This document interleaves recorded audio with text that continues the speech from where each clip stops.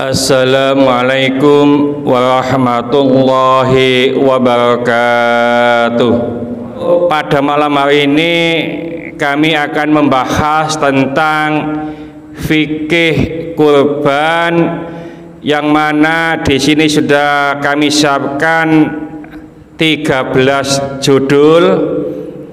Tentunya kalau 13 semuanya dibahas, insya Allah hanya poin-poinnya saja atau kesimpulan-kesimpulannya saja.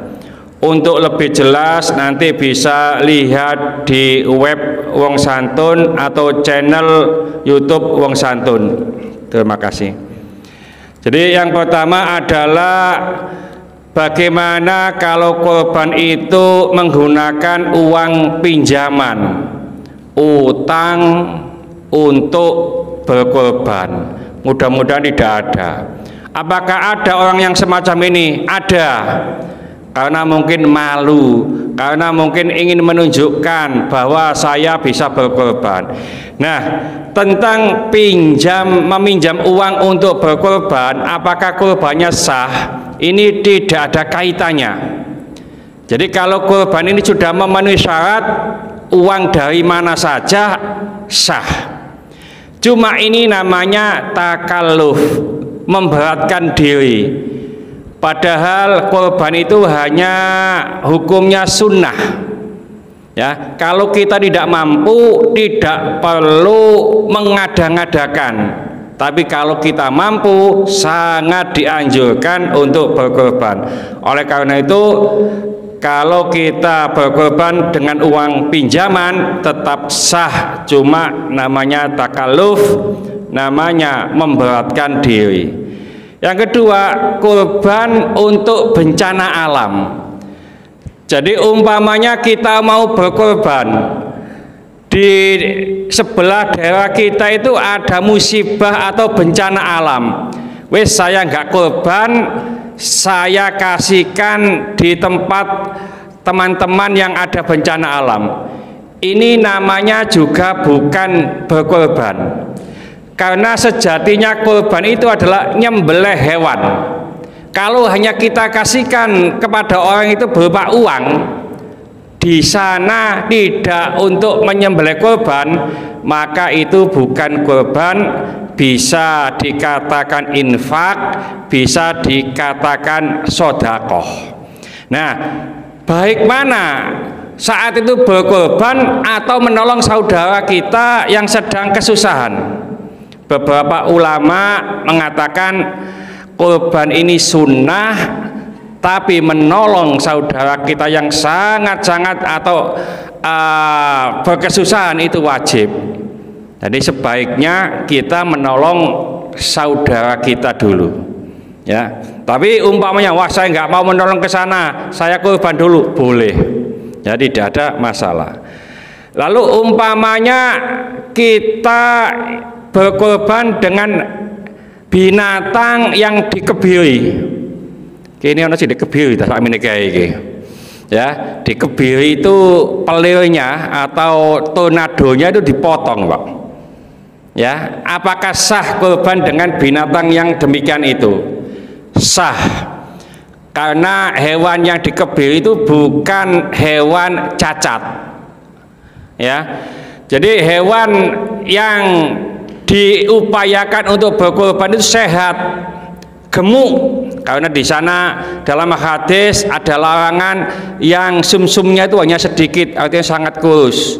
Pincang juga tidak boleh, matanya buta baik sebelah maupun kedua-duanya, ya, telinganya putus dan seterusnya. Ini yang tidak boleh untuk dikorbankan. Rasulullah SAW dalam hadis juga pernah berkorban 2 ekor gibas yang dikebiri. Ya, nah di beberapa kitab fikih, hewan yang dikebiri itu gemuk, Pak. Dagingnya lebih enak. Ya, kenapa? Ngapunten. Hewan utamanya kambing, kalau sudah dikebiri itu mikirnya makan tidur, gak usah mikir kawin. Coba besok kalau kambingnya datang 5 saja podo lanange ngono ku ya ditumpaki lho Pak, podo lanange ya numpaki, itu mikirnya ya semacam itu. Nah kalau dikebiui itu tidak mikir, makan tidur makan tidur makan tidur sehingga gemuk ya. Makanya wong sing gemuk-gemuk kene mungkin dikebiui, masa awak dhewe ki lemu ya masa dikebiui ini. Lalu yang selanjutnya kita kurban dengan binatang betina ya, apakah sah ya? Karena di desa umpamanya dia punya sapi atau kambing hanya betina, tidak mampu beli lagi, wis ini aja saya kurbankan, apakah sah? Sah. Jadi kurban dengan binatang betina itu sah. Kenapa kok sering yang dikurbankan jantan? Secara umum kalau yang betina itu dipotong semuanya maka akan mengganggu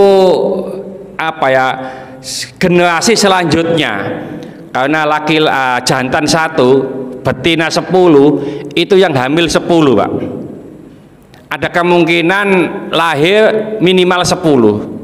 Jantan 10 betina 1 itu yang hamil hanya 1, jadi ada kemungkinan yang lahir hanya 1. Oleh karena itu biasanya untuk kurban adalah yang jantan, jadi supaya tidak mengganggu dari kelangsungan generasi hewan ini. Lalu ada lagi umpamanya pas saat penyembelihan, ngapunten sing nyembelih wis sepuh Pak ya. Ya ini dulu almarhum, mudah-mudahan Allah mengampuni dosa-dosanya. Umpamanya Pak Haji Muhammad itu kepengin nyembelih, beliau kan sudah sepuh. Nah umpamanya pas nyembelih itu dia nyembelih sapi atau kambing jatuh, ini sudah tenggorokannya sudah luka, sudah keluar darah, tapi 2 urat ini belum terpotong, dibaleni maneh, jatuh lagi dibaleni maneh. Itu kasus yang pertama.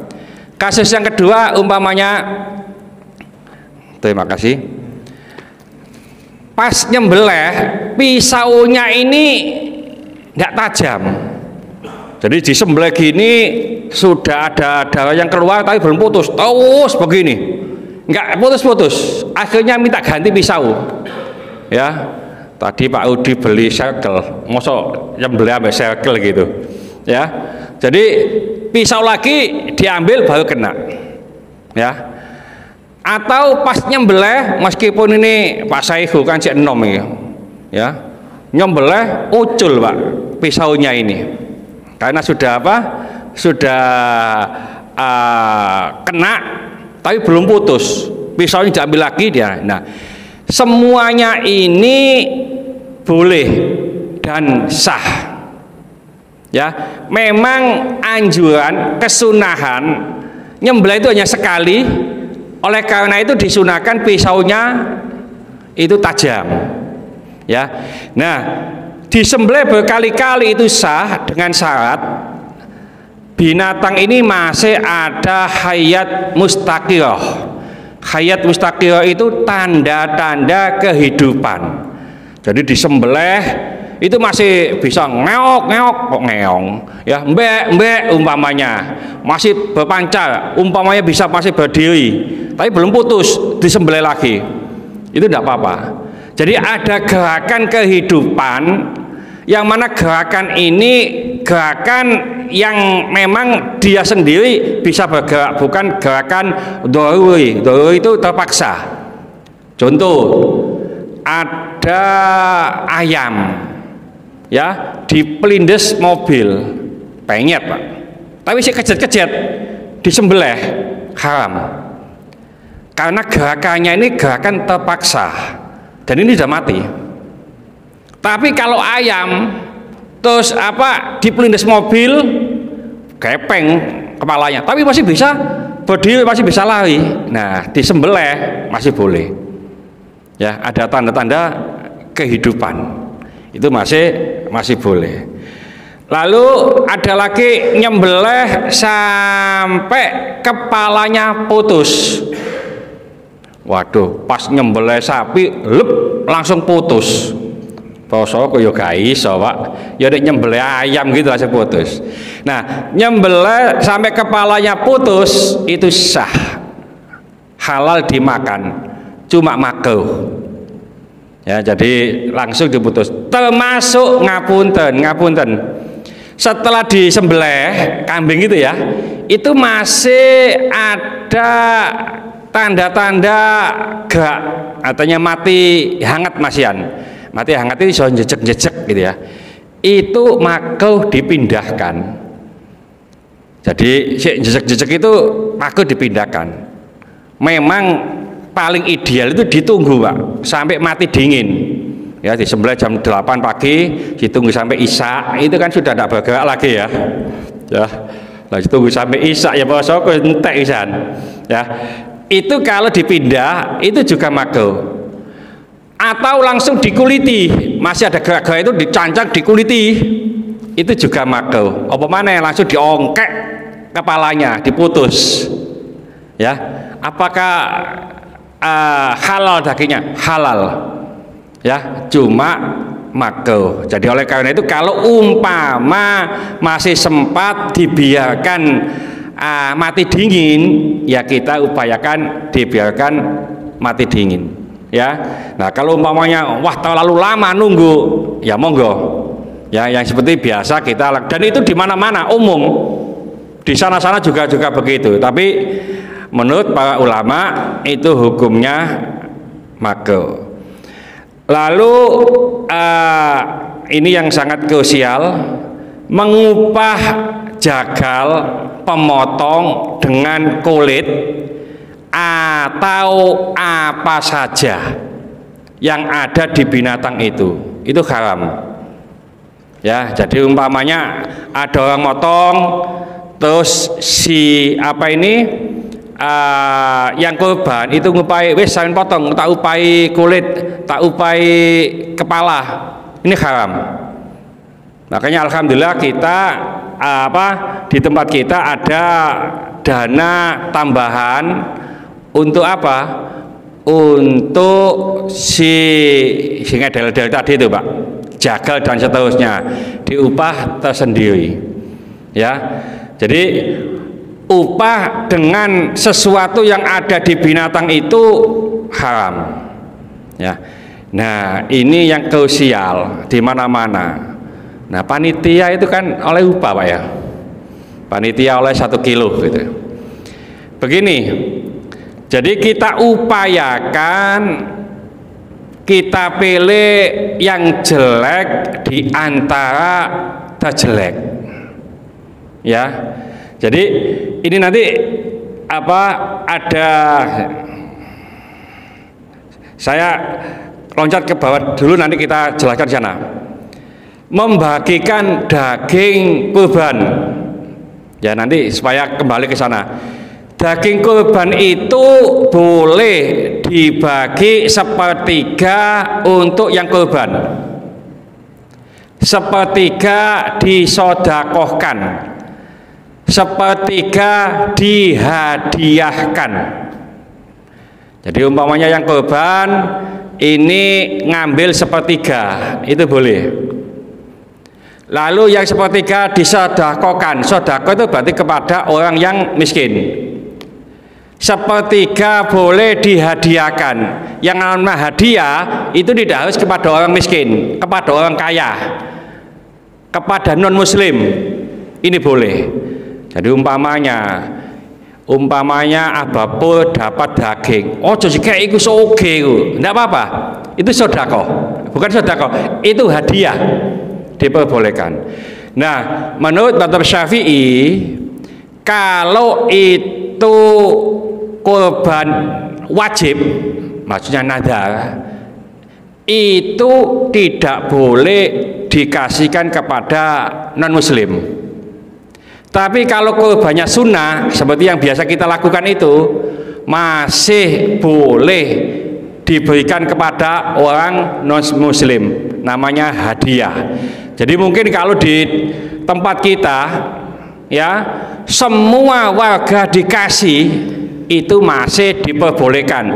Ada yang kaya, ada yang non muslim, ini masih diperkenankan, namanya hadiah. Nah, yang kurang pas itu adalah nek ada orang itu kurban kambing jaluk jatah sapi. Itu kan umum begitu. Itu kurang pas, Pak. Ya.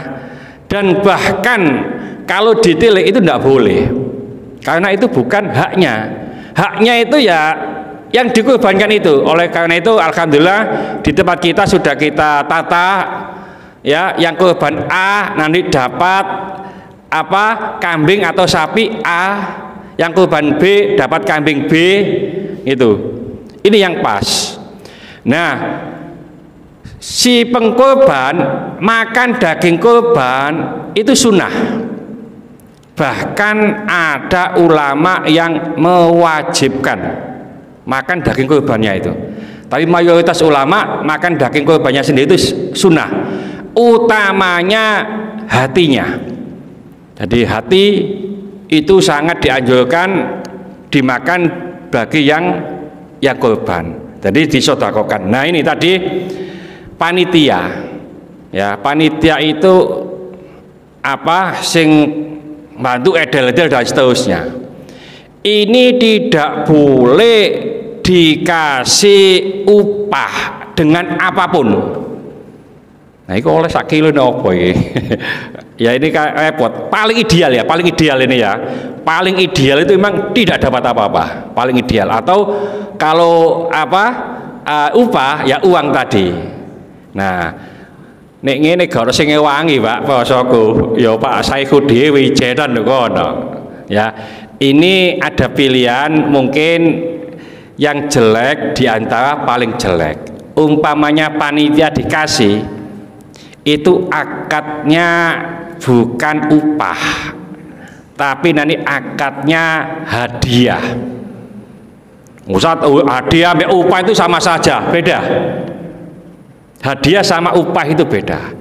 Hadiah itu sesuai dengan kemampuan atau pemberian yang memberi, itu hadiah. Sampean takai 100 itu hadiah, sing jikai meneng.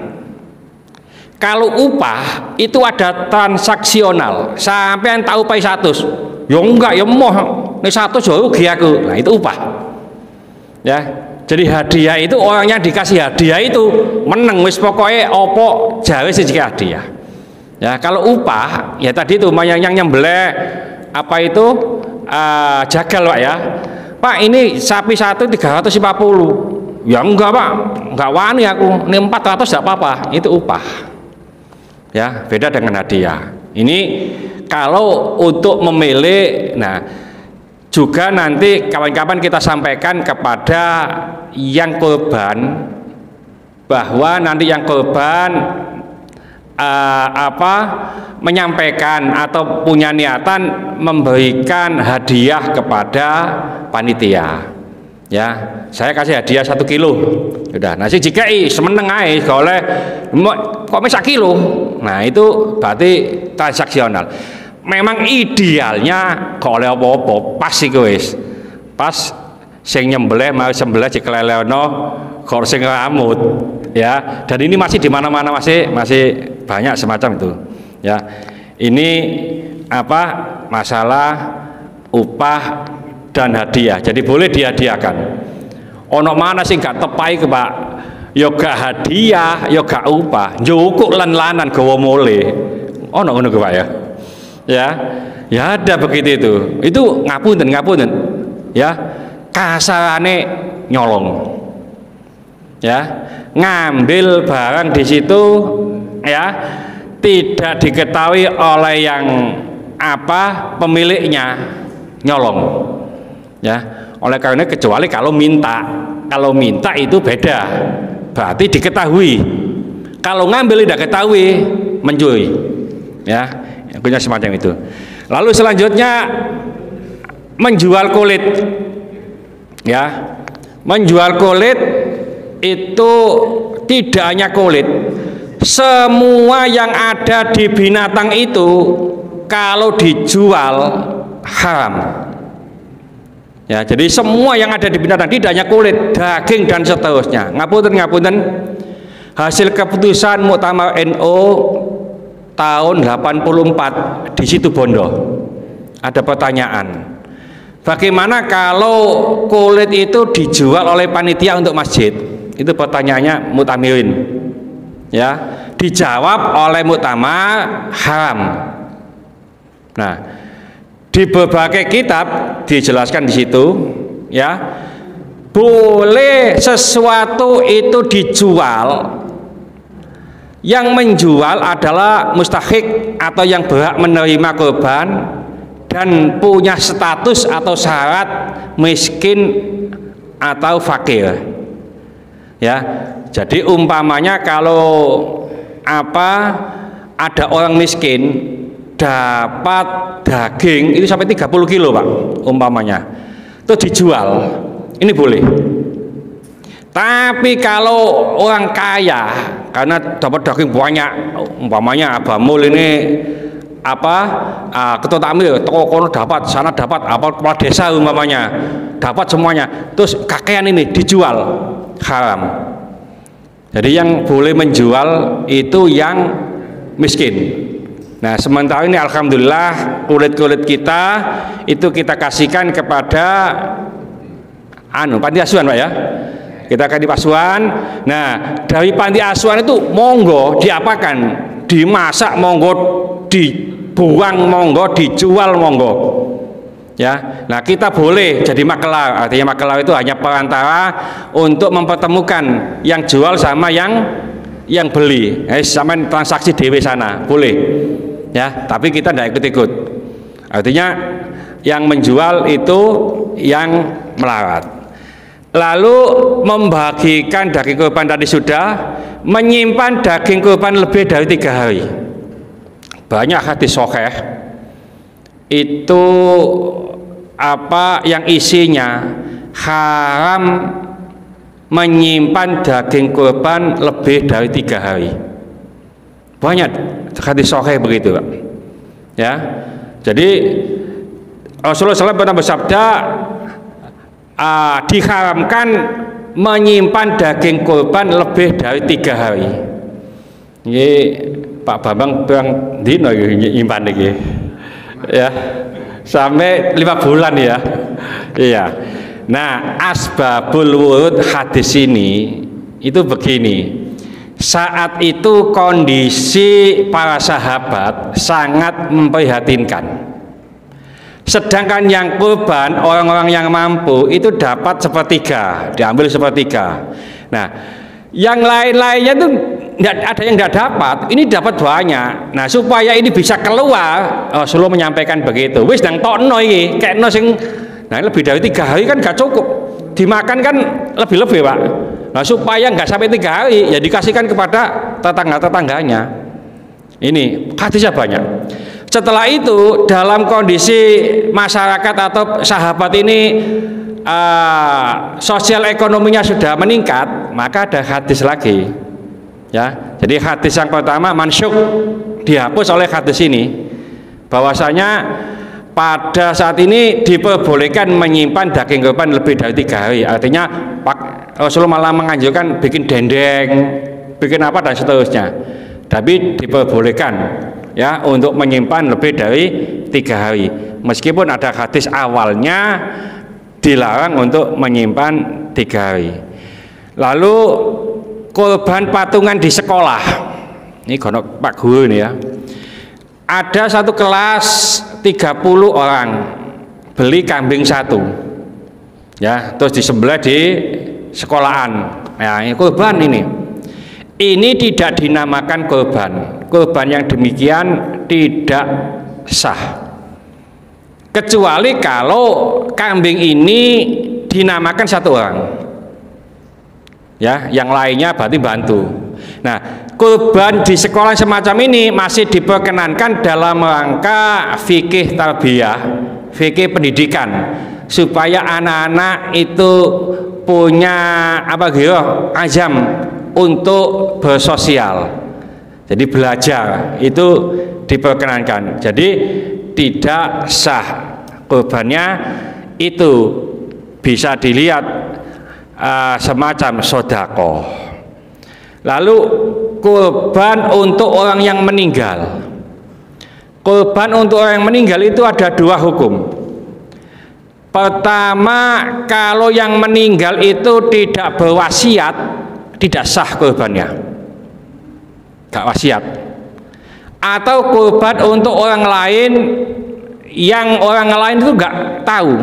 Contoh, saya beli kambing, saya bawa ke Masjid An-Nur, ini kurban adik saya yang di Gresik.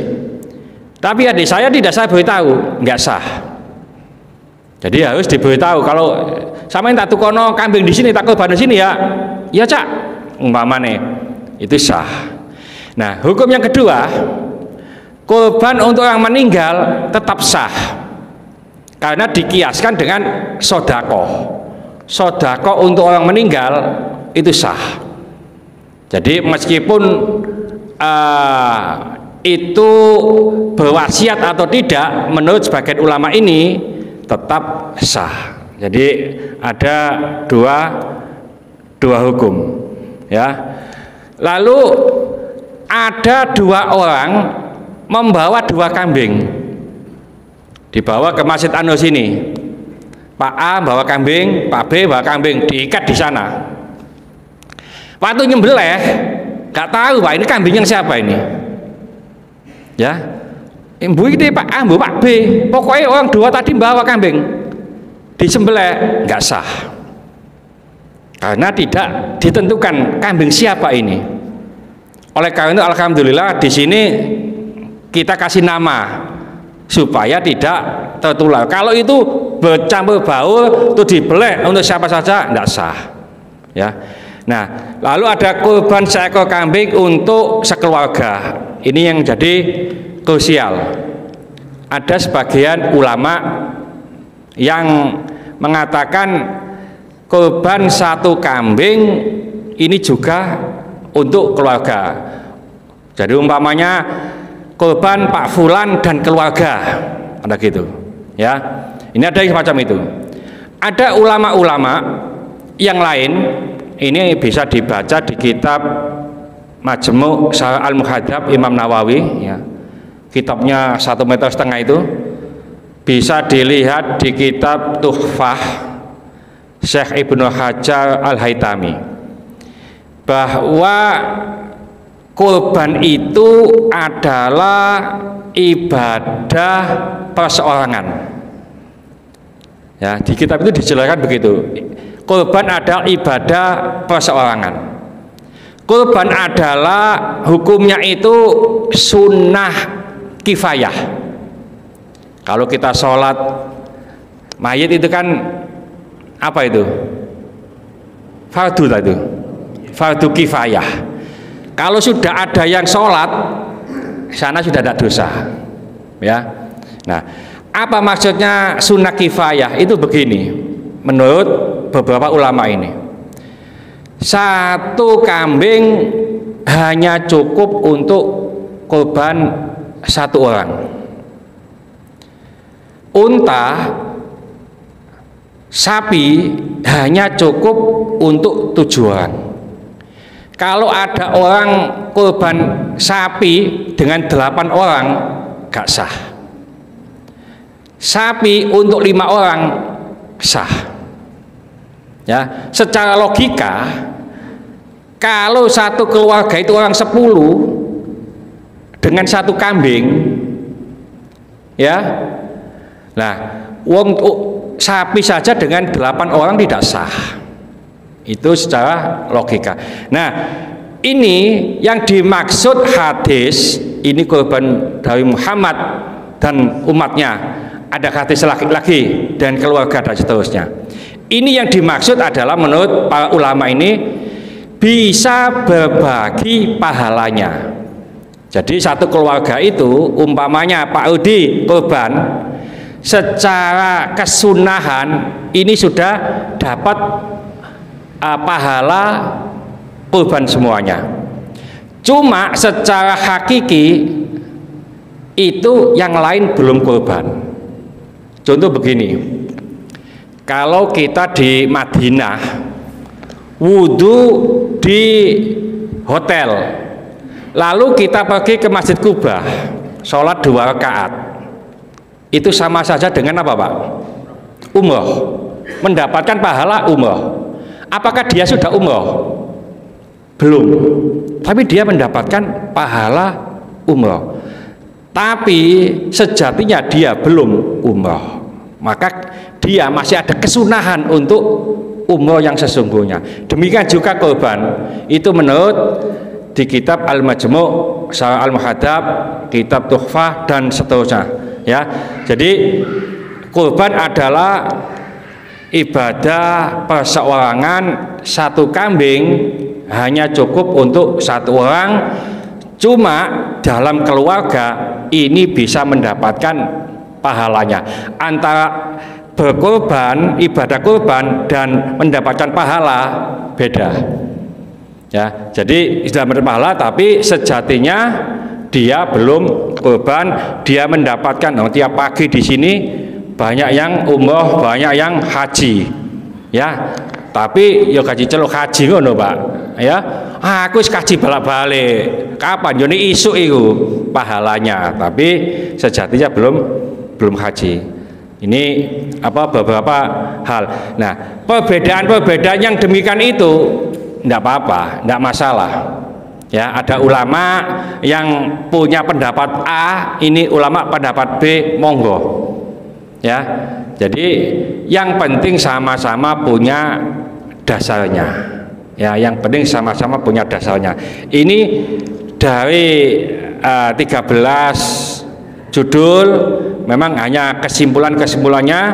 Untuk lebih jelas dasar-dasarnya Quran, hadis, kitab-kitab itu bisa di web Wong Santun atau di channel YouTube Wong Santun ya. Mudah-mudahan sedikit ini dibarengi hidayah oleh Allah Subhanahu wa taala. Mudah-mudahan segala hajat kita dikabulkan Allah, segala kesulitan kita dibantu oleh Allah. Mudah-mudahan anak-anak kita menjadi anak soleh soleha, taat kepada Allah, patuh dan nurut kepada kedua orang tua. Ya, melukasi keturunan, mudah-mudahan Allah berikan keturunan yang soleh soleha. Ya, melukasi jodoh, mudah-mudahan Allah berikan jodoh yang soleh soleha. Mudah-mudahan di antara kita, keluarga kita, handetolan kita, tetangga-tetangga kita yang saat ini sedang sakit baik di rumah sakit maupun di kediaman, mudah-mudahan Allah cepat mengangkat penyakitnya, menyembuhkan penyakitnya, dan mudah-mudahan Allah memberikan kesabaran kepada yang sakit, dan dengan kesabaran ini mudah-mudahan Allah mengangkat seluruh dosa-dosanya, dan mudah-mudahan Allah mengampuni dosa-dosanya orang yang mendolimi kita. Al-Fatihah. Bismillahirrahmanirrahim.